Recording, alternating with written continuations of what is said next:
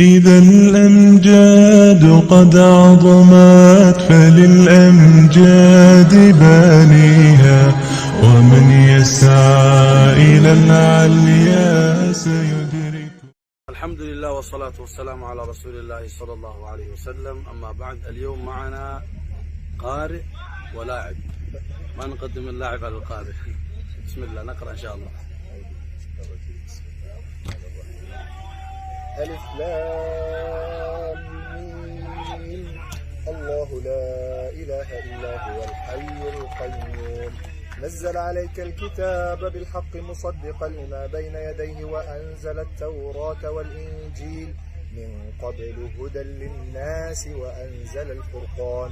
إن الذين كفروا بآيات الله لهم عذاب شديد والله عزيز ذو انتقام. إن الله لا يخفى عليه شيء في الأرض ولا في السماء. هو الذي يصوركم في الأرحام كيف يشاء. لا إله إلا هو العزيز الحكيم. هو الذي أنزل عليك الكتاب منه آيات محكمات هن أم الكتاب وأخر متشابهات.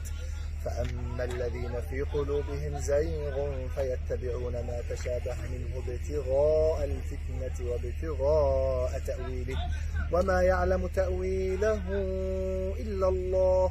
والراسخون في العلم يقولون آمنا به كل من عند ربنا وما يذكر إلا أولو الألباب.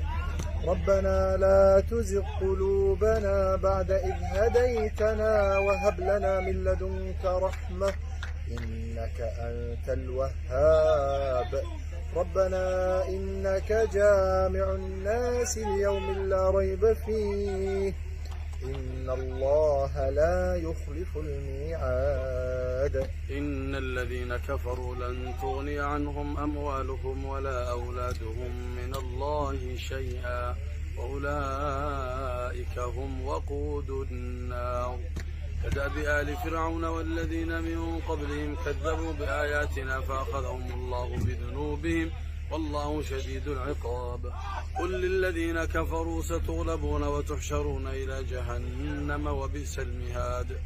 قد كان لكم آية في فئتين التقتا، فئة تقاتل في سبيل الله وأخرى كافرة يرونهم مثليهم رأي العين والله يؤيد بنصره من يشاء إن في ذلك لعبرة لأولي الأبصار. زين للناس حب الشهوات من النساء والبنين والقناطير المقنطرة من الذهب والفضة والخيل المسومة والأنعام والحرث ذلك متاع الحياة الدنيا والله عنده حسن المآب. قل أنبئكم بخير من ذلكم للذين اتقوا عند ربهم جنات تجري من تحتها الأنهار خالدين فيها وأزواج مطهرة ورضوان من الله والله بصير بالعباد. صدق الله العظيم. تقبل الله منا من سائر الأعمال. الله يجزاكم خيرا. أكرمكم الله. فرصة سعيدة.